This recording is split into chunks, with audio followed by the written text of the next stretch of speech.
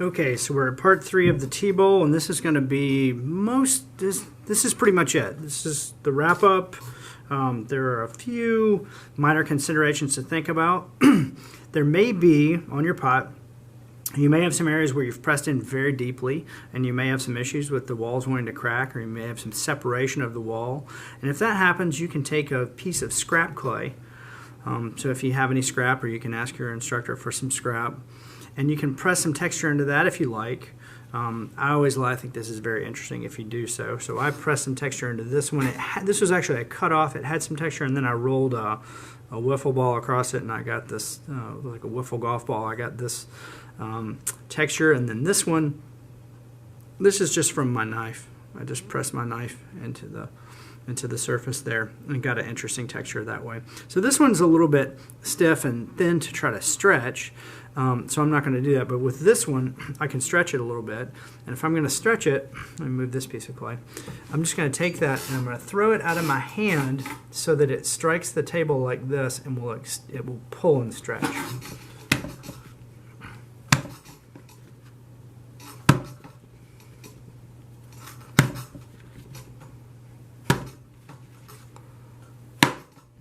So now I've stretched this out and deformed it a little bit. It's thinner.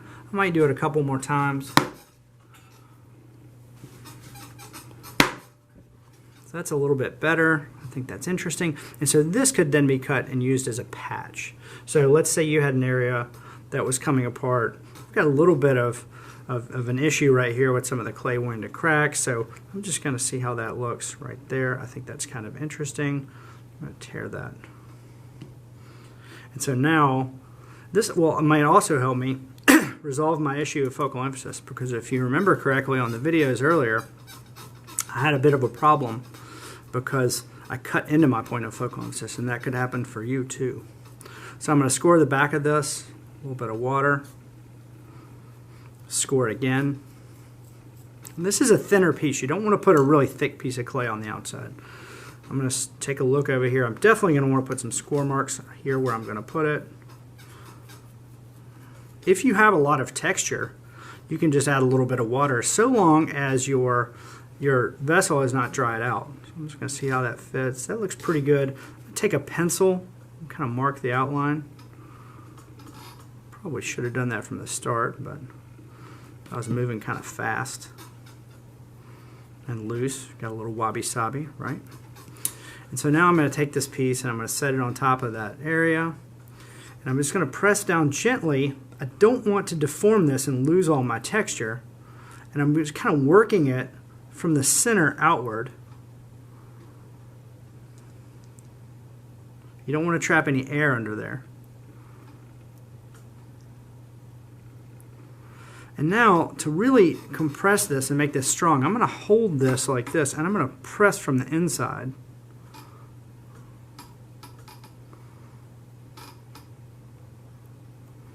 Mashing that clay together. And again, I'm working from the middle this way. So my finger on the inside, if you can see this, is going this way. Middle out, and then I can work the other way.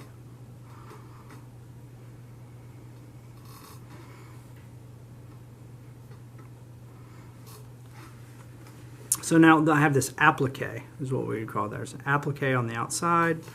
And I don't like these little score marks right here, so I'm just going to smooth those out. Just a little bit of smoothing around that edge. I think it looks a little sloppy. This one obviously isn't down yet. And you know, this is also an opportunity. If I don't like what's going on, I don't feel like I'm getting it on strong enough, I can kind of come in and I can add some texture. So I'm going to use just the back side of this pencil. I'm going to work around that edge. I think that's kind of interesting. I'm not going to do it everywhere. I just think it's kind of interesting right there.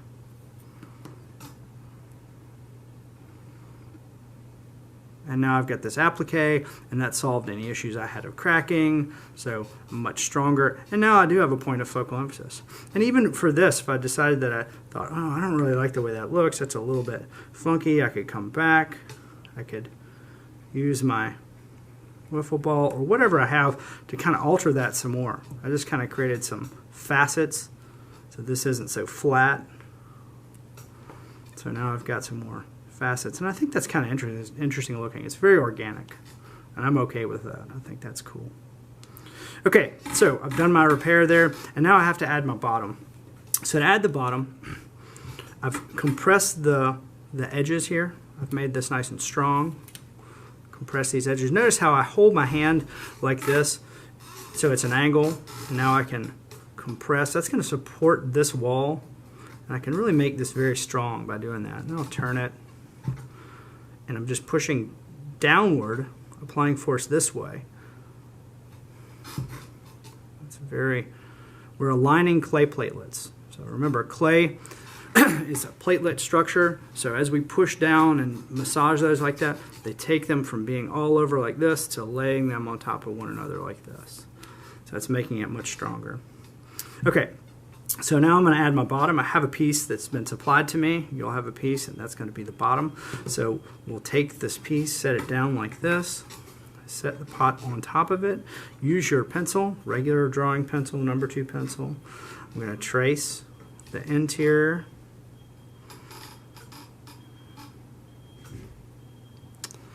And now I'm going to take my pot and I'm going to pick it up and just set it off to the side like this. And now I'm going to score the outside.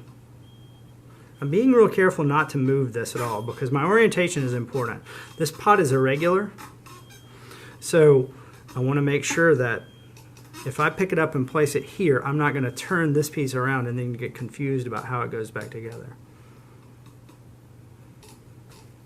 A little bit of water there.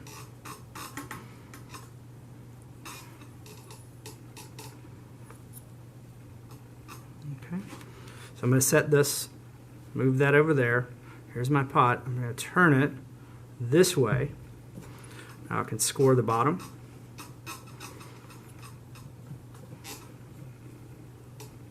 Add a little water, score again.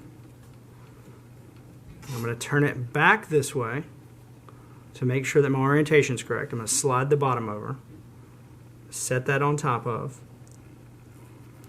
push down and give it a little twist gently.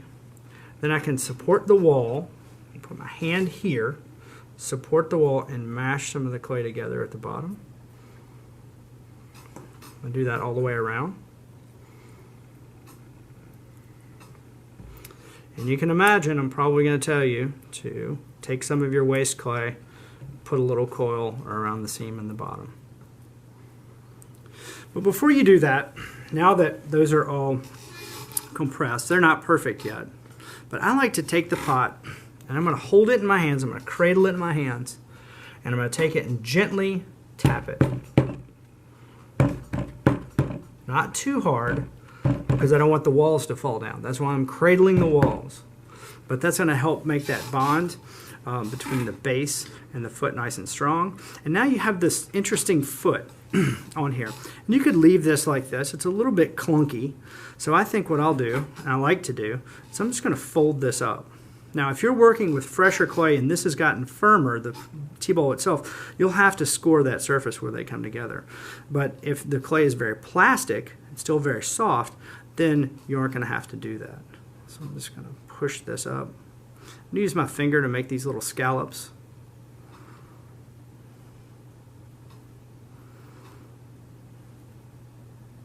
You don't have to do this, but you can. I'll show you another example in just a moment. I've got a few of these laying around. But I like that. I think that could be a very interesting look.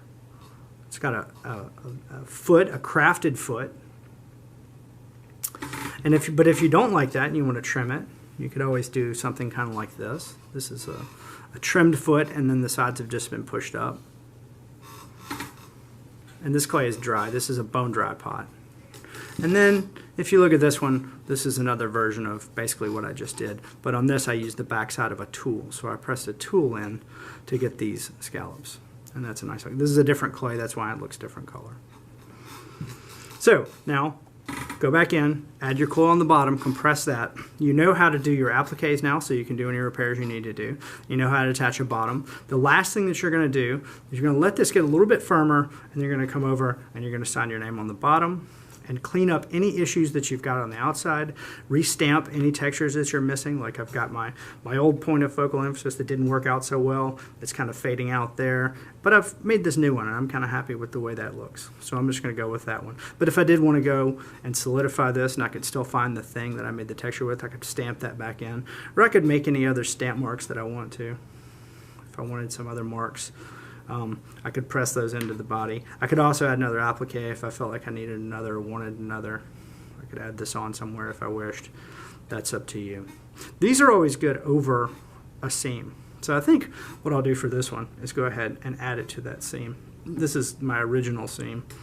So I'll just lay that on top of the seam, trace that with my pencil. I'll score both of these pieces, and I'll add that to it, and then clean it up. And then that will be my completed T-bowl. Hope you've enjoyed it. I love this project. I hope that you did too. And we'll look forward to glazing and firing. Thank you.